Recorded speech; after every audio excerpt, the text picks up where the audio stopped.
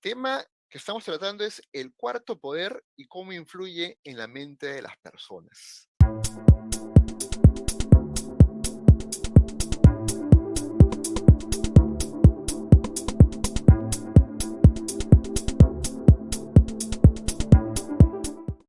Miguel, ¿qué tal? Qué gusto tenerte en el programa. Qué gusto. Tenemos a Miguel Yacolca. ¿Qué tal, Miguel? ¿Cómo estás? Bien, Ángel, gracias por la invitación. Este proyecto que ustedes tienen de comunicación, de llevar a las personas, a las masas, temas que van más allá de lo mediático y analizar un poco cómo nos va como sociedad, me parece muy importante y de verdad te felicito por este esfuerzo, ¿no? Que es en verdad grande, la constancia. Ya están ustedes, esta es la segunda temporada por lo que me contaste. Así es, así es. El tema que estamos tratando es el cuarto poder y cómo influye en la mente de las personas. Vamos a poner en contexto, Miguel, esto. ¿Ok? En primer lugar, ¿hay diferencias entre opinión pública y cuarto poder o es lo mismo?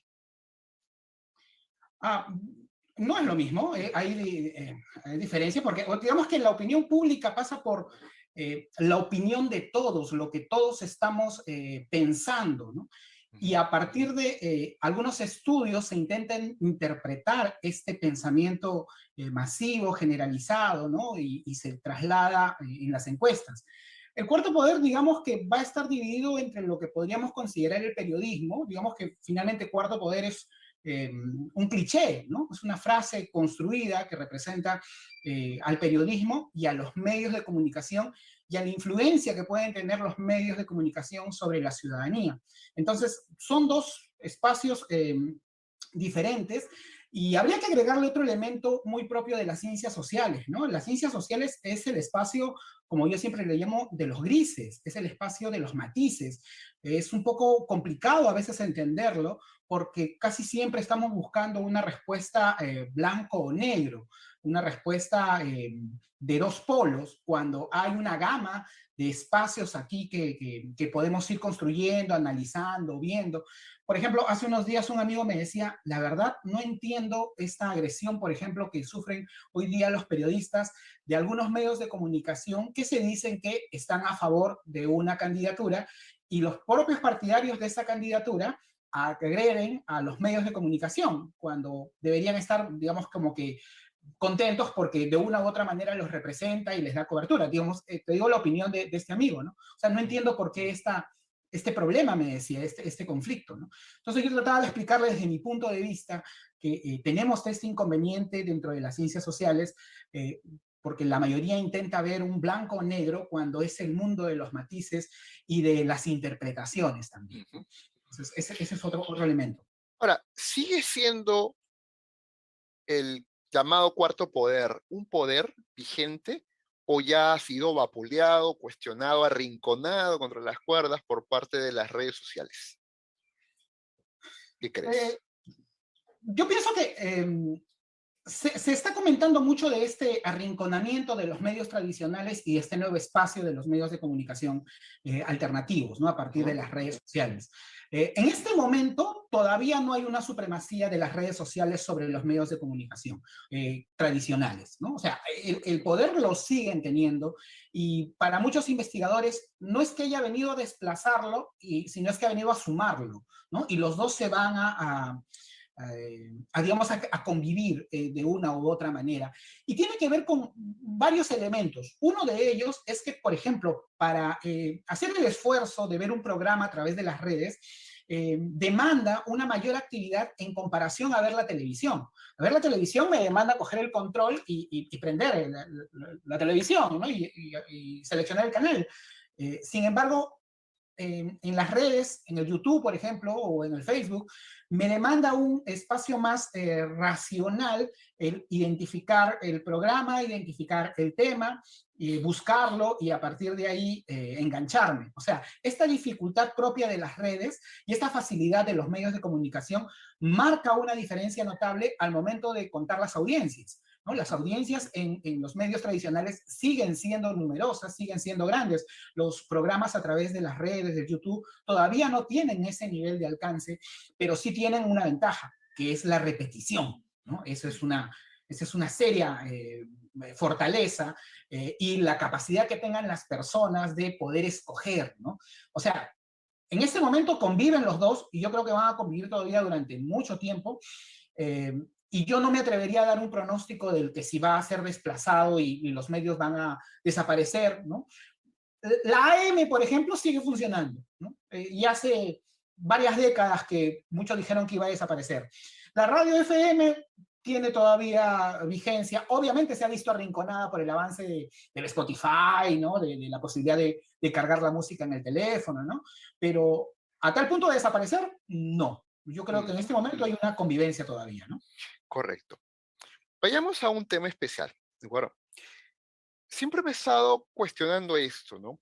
Cuando uno habla de comunicación política, por ejemplo, desde mi punto de vista, soy sociólogo, no soy comunicador, pero entiendo que es el arte de persuadir para hacer que mis ideas en el campo político sean asimiladas o por lo menos mejor comprendidas para que siga mi ideario, mi programa, ¿no? Mis objetivos políticos.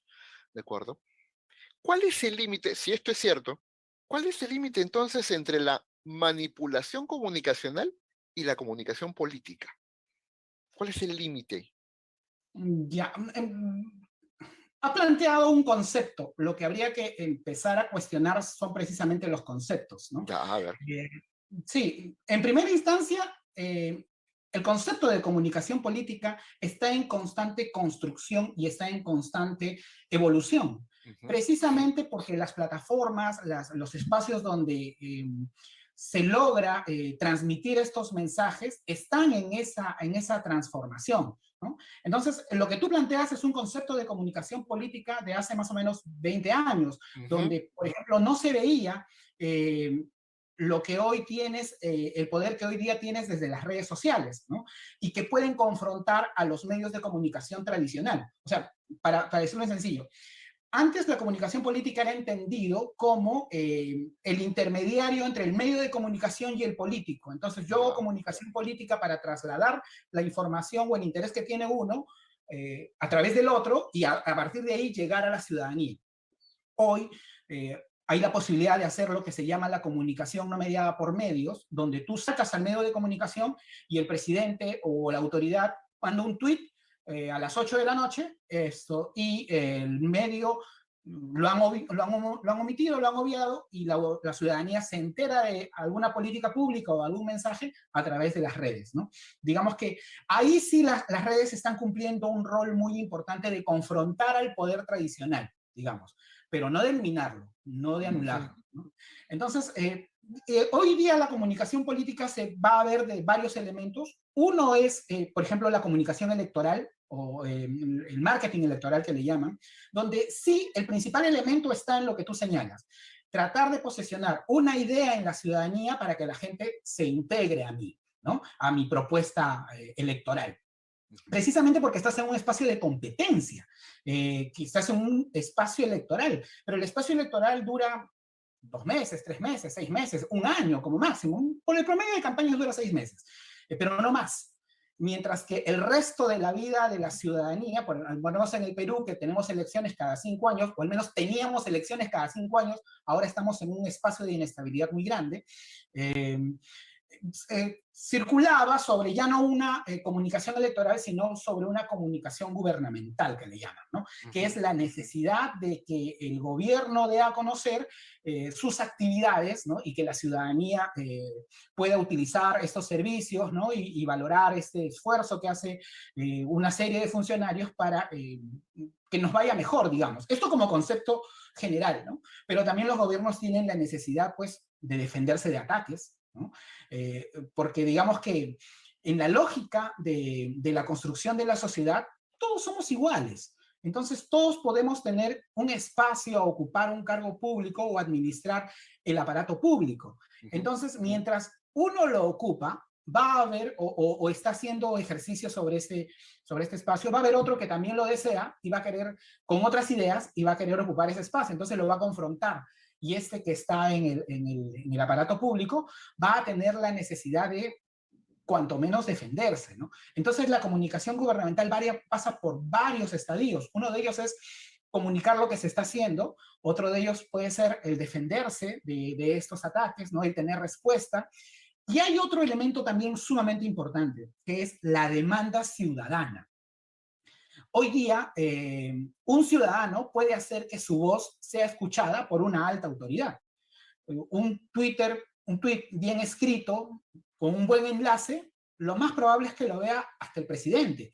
Esto era impensable hace 20 años, ¿no? Esto, hace 20 años, el ciudadano que quería que lo escuche el presidente tenía que acercarse hasta él en una actividad pública y lanzarle un grito tal vez, ¿no? Y con un poco de suerte que lo escuche. Pero hoy día hay otros mecanismos, o sea, la tecnología ha evolucionado a tal punto que hay una mayor demanda ciudadana. Entonces esto exige a los equipos de comunicación de los gobiernos mayor esfuerzo, mayor trabajo, ¿no? Hay una mayor exigencia, sí. Pero estamos partiendo de la premisa de que el profesional que maneja los medios es un profesional que se rige bajo ciertos criterios éticos, ¿no? Ciertos principios rectores, como dice un gran Debería. grupo, de medios. Pero si vivimos en algo que le llaman en las redes sociales burbuja de información, ¿okay? Y en este juego de poder entre el que gobierna y la oposición, en el medio están las personas, los individuos, que están con el celular en la mano, ¿no? ¿Cómo darnos cuenta si me están manipulando o realmente estoy recibiendo información fidedigna? ¿Cómo darme cuenta si esa comunicación que viene de parte del gobierno o de la oposición es una comunicación política transparente, honesta o me está llevando como una vaquita al matadero, ¿no? ¿Cómo darnos cuenta, Miguel?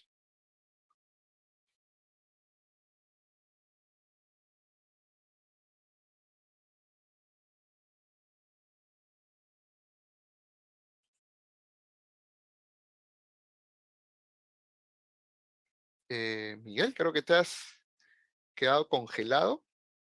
¿O eres tú o soy yo? No sé.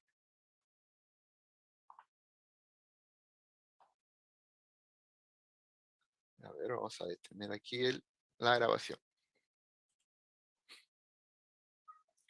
Listo. Bueno, problemas del internet, ¿no? Entonces es un lío aquí, ¿no? A Lo que nosotros estamos, nos ha pasado en vivo todavía, ¿no? Que yo no voy a conectarme a quién iba a entrevistar, ¿no? Pero bueno, esos son problemas de internet. Ya estamos acá, entonces, de regreso. Bien, la pregunta era la siguiente, Miguel. Eh, yo mencionaba esto, ¿no? Y enfatizaba mucho el tema de la manipulación. ¿Por qué? Porque entre un gobernante y una oposición empiezan a veces un tira y afloja de opiniones, de misiles y qué sé yo. Pero en el medio está el ciudadano de a pie, ¿no? El ciudadano que está conectado con su celular o que ve los medios. ¿Cómo ese ciudadano se puede dar cuenta que está siendo manipulado o está siendo llevado como una vaquita al matadero? ¿Qué puede hacer para darse cuenta si estamos realmente siendo expuestos a esa manipulación que tienen estos gobernantes o oposiciones? ¿Qué piensas ahí? sin duda es el problema del mundo, es el problema en el que estamos actualmente en el Perú y digamos que en los países importantes, Estados Unidos acaba de pasar por una etapa también de elección sumamente conflictiva, un Donald Trump con un negacionismo y con una actitud también de decir mentiras, incluso con políticas muy interesantes en Estados Unidos, como por ejemplo los medios de cortarle la transmisión a Trump y los conductores salir a decir, no vamos a seguir informando porque el señor Trump está mintiendo. Las redes sociales quitándole las cuentas al mismo presidente porque dice mentiras. Y acá tenemos medios de comunicación que flagrantemente dicen mentiras y la ciudadanía pues se ve envuelta en estos fake news. Es una situación complicada, crítica. Yo no veo en este momento que haya un concepto que te pueda explicar y que te pueda resumir y decir esta es la solución. No, digamos que el mismo ejercicio de la libertad que se expresa a través de las redes te pone en esta confrontación. Todo ejercicio de la libertad te va a demandar, te va a arrinconar hacia tomar una decisión. y esa decisión tendrá que ser informada o menos informada, será netamente emocional o responderá a algún interés. La política está pensada para resolver los problemas sociales, los problemas de todos, en un mundo individualista. Entonces hay una confrontación ahí de manera natural, ¿no? Entonces, a lo que voy es que esta necesidad del ciudadano de mantenerse informado y de tomar esa decisión también se va a confrontar con estos intereses grupales, sociales, en medio de un afán individual por salvarse a sí mismo, digamos, ¿no? Entonces, sí estamos en un nuevo escenario conflictivo, ¿no? O sea, hacia los años 80, por ejemplo, se hablaba, y 90 se hablaba de que íbamos a tener una mayor democracia cuando los ciudadanos tengamos mayor capacidad de expresión. Ese era el ideal, ese era el concepto. Hoy tenemos mayor capacidad de expresión, tenemos mayor capacidad de influencia, pero nuestra democracia se ve debilitada, se ve golpeada, se ve amenazada, precisamente por esa capacidad ciudadana de tener mayor presencia, mayor participación. Entonces requiere mayores esfuerzos y los esfuerzos deberían venir precisamente, por ejemplo, de los grupos de poder, de la academia, de los grupos empresariales, y es una dificultad que en este momento tenemos. No estamos viendo eso, ¿no? Ahora que te escucho, ya esto lo digo como sociólogo, me pongo a reflexionar y digo, capaz nunca hemos consolidado la idea de ciudadanía, ¿de Uh acuerdo? -huh. Y ahora tenemos que practicar la ciudadanía digital encima.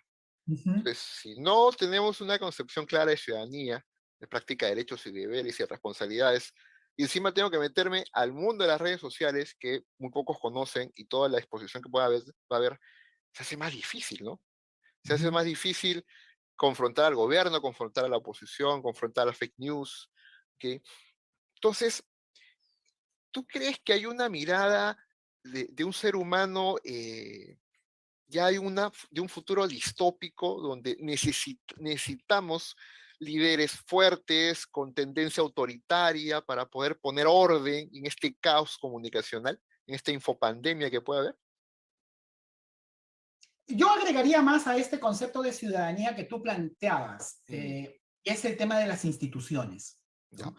Digamos que hay una necesidad de saber ser ciudadano, de comportarse adecuadamente y de convivir con los demás, pero también cuando nos topamos con personas que no están en este orden, digamos, necesitamos instituciones sólidas, fuertes, que nos nuevamente conduzcan por un buen cauce. El Perú tiene un problema institucional muy fuerte. Estados Unidos ha superado la crisis de un Donald Trump agresivo, un Donald Trump diciendo mentiras, porque es finalmente un país que se caracteriza por unas instituciones sólidas. El libro, el bestseller más conocido sobre este tema, el por qué fracasan los países, de Robinson Acemoglu, te habla precisamente de la necesidad de tener instituciones fuertes para que haya mayor desarrollo en las naciones. El Perú tiene un serio problema de instituciones, entonces no hay quien termine regulando, digamos, o cada vez que hay una ciudadanía, un grupo de personas con actitudes poco democráticas, las instituciones que son débiles se ven aún más debilitadas. Y todavía estamos en ese tránsito, todavía estamos en este espacio, ¿no?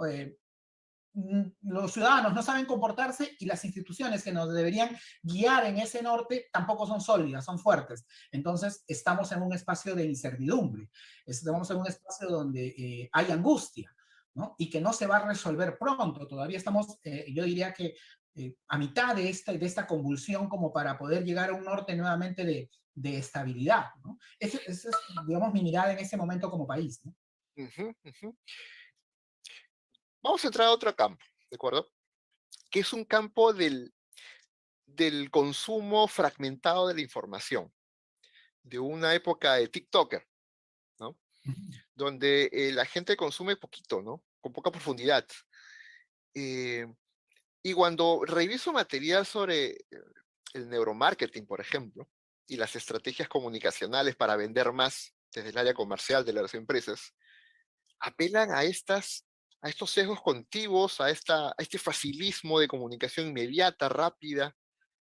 Eso, que se da en el mercadeo, en el comercio de productos y servicios, ¿crees que se está dando también en la forma de educar, de influir en la gente, en los medios de comunicación? Sin duda, sin duda. Y también se intenta o se hace desde la política, ¿no? Mm, Sin duda. Esto, existen en el Perú y en un montón de sitios lo que le llaman las granjas de trolls, la contratación de personas especializadas en marketing para crear memes, para responder en redes sociales, para tener cuentas falsas. Eso hay. Eso se está usando y abusando de ello, y ahí se está haciendo un daño social muy fuerte porque se empieza a perder la confianza en precisamente las instituciones. O sea, las crisis vienen de manera integral porque se está minando los espacios que nos consolidan como sociedad. Por eso es que es muy importante que los protagonistas se pongan frenos a sí mismos y, digamos, piensen un poco en el país y piensen un poco en el ciudadano común y corriente que lo único que quiere es progresar y vivir mejor, ¿no? Entonces, sí hay una manipulación desde las redes utilizando lo que hoy día eh,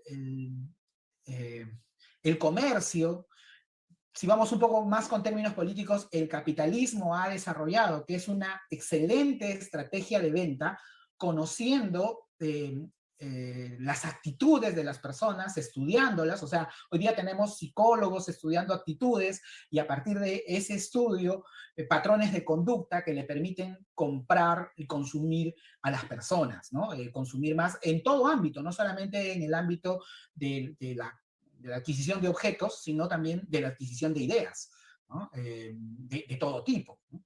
Entonces, ahí, digamos, hay una serie, un documental que de seguro lo has visto, que es El dilema de las redes sociales, que habla sí, mucho sobre este, sobre interesante. este, sobre este tema, ¿no? Cómo es que se han estudiado desde las redes sociales, desde los programadores, las costumbres de las personas para engancharse en estos programas, ¿no? Y somos víctimas de ello, sin duda. Creo que no existe persona que no haya pasado por ello, solamente que hay algunas diferencias. Cuando tú eres más adulto y cuando tienes mayores mecanismos de protección, puedes ponerte frenos. No puedes decir, ya, dejo el teléfono, lo pongo en silencio, lo pongo en mute, lo volteo y me pongo a hacer mis cosas o hago cosas alternativas. Pero no todas las personas han desarrollado esa capacidad o la están desarrollando, los adolescentes, los niños, y personas con menos accesos a información y a saber que eso le es dañino, pues terminan siendo víctimas totales de ese tipo de acciones, ¿no? Una de Y las estamos cosas, en... una de las cosas que mencionabas, ¿no? A ver, si yo le pregunto a un pez de qué textura es el agua, él va a decir, ¿de qué me hablas? Porque es tan natural vivir en ese ambiente. Entonces, a un adolescente que convive con los medios digitales, con el celular casi como una extensión de su mano, ¿por qué le vas a decir, le vas a cercenar un miembro de su cuerpo, ¿no? Que es su celular? Entonces, ¿cómo tratar de regular eso? Y ahí es donde viene el tema que te pregunto. Entonces, si tienen ese poder las personas que manejan los medios, deberían autorregularse, y si no se pueden autorregular, hay que regularlos. ¿Qué crees?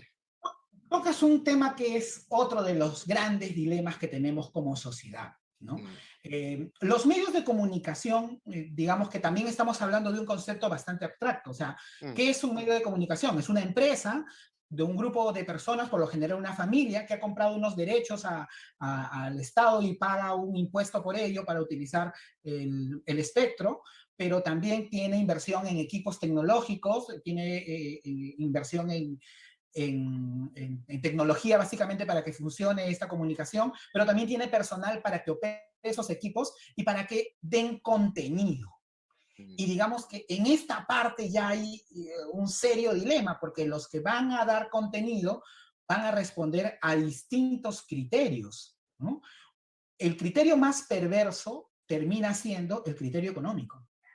O sea, yo le meto contenido a esto porque eso me da sintonía y al darme sintonía lo que termino haciendo es teniendo más auspiciadores y a partir de ahí ganando más dinero. Entonces no me va a importar el contenido que le brinde, sino tener más auspiciadores y tener más dinero. Entonces sí tiene que haber mecanismos de regulación. El problema pasa por, ya, ¿y quién te regula? ¿Quién te Claro. regula? ¿De dónde viene esa regulación? ¿Con qué intereses viene esa regulación? Entonces se entra a un círculo complicado. Ahora, retrocediendo algunos pasos, los empresarios que son dueños de comunicación, de medios de comunicación, ¿solamente son dueños de un medio de comunicación o de varios? Segundo, ¿son grupos empresariales que tienen varias empresas y una de ellas es un medio de comunicación? Como que yo tengo empresas que venden leche, que venden varios productos, y también tengo mi medio de comunicación para promocionar mis productos que vendo. Y cierro el círculo. Tengo la empresa publicitaria y tengo el producto para vender. Y la pregunta es, ¿estamos en ese contexto? ¿Estamos en el contexto de que grupos familiares tienen el círculo cerrado? Yo creo que sí.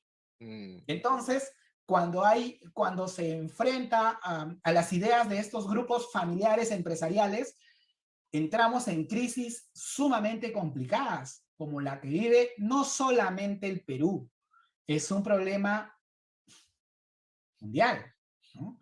Con más o menos, y si yo quisiera, para terminar esta idea, ante este dilema, una de las dificultades va a estar en cómo vemos al otro. O sea, estos grupos grandes empresariales, ¿en qué medida se sienten parte de un país tan diverso como el Perú, por así decirlo? O en qué medida ellos se consideran una élite separada de los demás y que tienen ciertos privilegios que los demás no deben tener. ¿En qué medida? Esa sería la reflexión, porque si estos grupos que tienen el poder consideraran que todos tienen derecho y que todos deberían participar, entonces la mirada sería completamente diferente, porque serían grupos abiertos a decir, sí, siéntate, vamos a integrarnos, vamos a incluirnos, vamos a hacer un país para todos. Pero si se sienten grupos privilegiados, elitistas, que se alejan de los demás, entonces estamos en serios problemas entre una masa y un grupo que tiene el poder desde varios aspectos. Uno de ellos, el aspecto de la comunicación, cierro la idea, que les va a terminar dando mensajes para que piensen de una determinada forma. Y si estas masas no piensan como ellos, hay que imponerle. Hay que arremeter con todo. Bueno, la democracia me termina estorbando, entonces necesitamos dictadura, necesitamos mano dura, porque la gente no entiende. Entonces, el problema es serio. Una de las cosas de la manipulación que estaba investigando era tratar a la comunidad o al pueblo, entre comillas, como niños que necesitan ser cuidados, ¿no? No pueden razonar solos, hay que cuidarlos, ¿de acuerdo?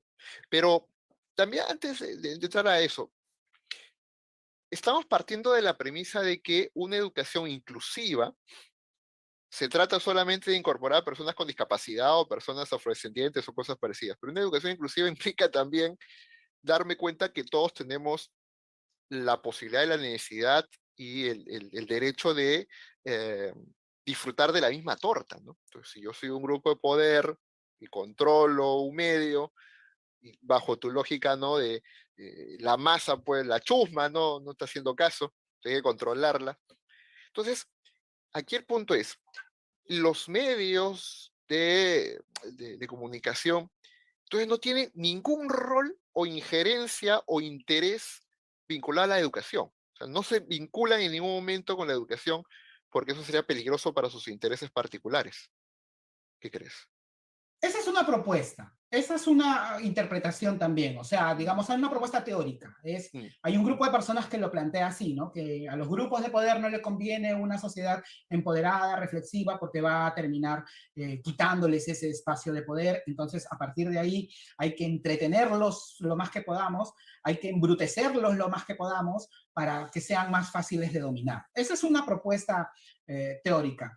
Pero yo no generalizaría, nuevamente, si entendemos todo esto como blanco y negro, nos metemos en problemas y no entendemos lo que nos puede estar pasando. O sea, creo que sí hay grupos que piensan así, pero no creo que todos piensen así. Es más, estoy convencido de que no es así. Hay diferentes miradas. hay diferentes propuestas. Hay gente que desde estos grupos de poder sí quiere construir un país más integrado, que se enfrenta y que confronta a estos otros grupos. Y también diría que estos otros grupos no son del todo malos, sino que a veces actúan por temores, actúan por complejos, ¿no? O no me van a decir que porque tiene dinero ya no tiene complejos, ¿no? Que porque es de un grupo elitista o de élite, ya está despercudido de todas esas taras que tienen otros grupos sociales. No, son seres humanos que tienen serios problemas también. Entonces, responden muchas veces a sus temores. Y lo que creo que cabería y nos ayudaría mucho como sociedad es que todos bajemos esos temores y nos sentemos nuevamente, vayamos al principio de la democracia, sentarnos, dialogar, conversar, hacer un proyecto en común y tener un poco de tolerancia o mucha tolerancia para ir avanzando en un beneficio para todos. Creo que eso es lo que la única ruta que nos puede terminar quedando y que creo que es la ruta de toda la vida, la ruta de siempre, ¿no? Ese es Sí. apelar a la educación, porque es la mejor institución que nos permite entrar a un proceso de diálogo. Entonces, bajo esa premisa, los medios de comunicación y los que controlan los medios deberán embarcarse en hacer que los medios de comunicación sean educativos. ¿Es así? En parte sí, bueno, a ver, en el tema de información, por ejemplo, la palabra educación no es el principal elemento, ¿no? O sea, la palabra educación en los medios de información, no, la palabra en los medios de información está precisamente, o sea, como eje central, por ejemplo, del periodismo es el transmitir información con la menor cantidad de interpretaciones posibles. Entonces yo cuento hechos, describo hechos, pero no los interpreto y que el ciudadano saque sus propias conclusiones. Entonces, pero ahí no estoy educando. Cuando yo describo un hecho, no estoy educando, ¿no? Cuando yo describo un hecho, estoy informando. Entonces, el periodismo es educación, no necesariamente, ¿no? Como esencia, digamos, el periodismo visto desde el lado de la información. El tema está en los intereses que cada quien o cada profesional va a poner a su labor, ¿no? O sea, ¿un médico tiene que educar? No, porque tiene que curar. Pero si quiere construir una sociedad, ¿qué tiene que hacer? Desde su espacio educar, ¿no? Entonces, ¿va a partir de un contador tiene que educar? No. Pero si quiere construir una mejor sociedad, ¿qué tiene que hacer? También tiene que contribuir a la educación. O sea, termina siendo un proyecto de todos porque todos necesitamos convivir bien.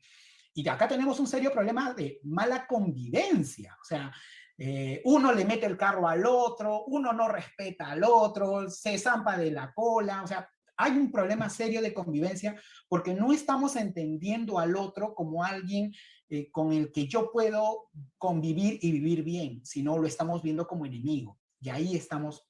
O sea, creo que este problema que es de hace cientos de años no lo hemos terminado de resolver.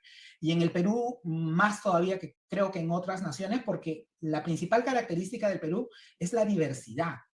Entonces, en sociedades más homogéneas es más sencillo el tema, pero en sociedades tan diversas, tan distintas como la nuestra, tenemos peleas muy sectoriales a veces, ¿no? El del Cusco que no se lleva con el de Puno, el de Tumbes que no se lleva con el de Piura, el de la Sierra que no se lleva con el de la Selva, y menos con el de la costa. O sea, tenemos esta división que no hemos terminado de limar y que es necesaria y seguir esforzándonos para construir una nación de todos, ¿no? Si no, este nivel de convivencia va a ser más difícil. Finalmente, a ver, el último tema. Hay un impacto importante en la mente de la gente, en la mente de las personas, ¿de acuerdo? Justo la pregunta era esa, ¿no? ¿Cómo influyen en la mente de las personas? Eh, y es porque en realidad, por naturaleza, los seres humanos, desde la neurociencia se ha demostrado los sesgos cognitivos que tenemos. Todos tenemos sesgos cognitivos. Y lo que hace el que tiene la sartén por el mango o el poder es aprovechar esos sesgos cognitivos para venderte más, para encarrilarte en alguna línea ideológica o cosa parecida. ¿De acuerdo? Entonces, bajo esa premisa, no tenemos escapatoria, Miguel. O sea, por naturaleza tenemos sesgos cognitivos, siempre va a haber alguien que se pueda aprovechar de nuestros sesgos cognitivos, y más aún en una infopandemia que tenemos, no tenemos salida, estamos caóticos. ¿Qué salida le ves o no hay? Creo que la salida es la misma que históricamente se ha planteado. O sea, hay dos maneras de ver de vernos a nosotros como sociedad, ¿no? O sea, de vernos al ser humano frente a otro ser humano. Uno que domina al otro o uno que convive y comparte con el otro, ¿no? Esto que digamos que en ciencia política se habla de la teoría de Hobbes, que es la del hombre es malo y la sociedad lo tiene que regular, ¿no? Por naturaleza, y una postura más de Jacobo Rousseau que te plantea que el hombre es bueno y que es la sociedad la que lo corrompe, ¿no? Entonces, mientras sigamos pensando de que el hombre por naturaleza tiene que dominar a otro, porque esa es su naturaleza y hay quien nació para mandar y hay quien nació para obedecer, entonces vamos a llegarnos precisamente a el mundo que tú nos planteas, un mundo caótico, donde convivir no va a ser sencillo, donde siempre vamos a estar a la defensiva porque alguien quiere dominar al otro. Pero también hay otra mirada, que es la de la mirada de la convivencia social, que es la mirada la más integradora, más armoniosa, digamos.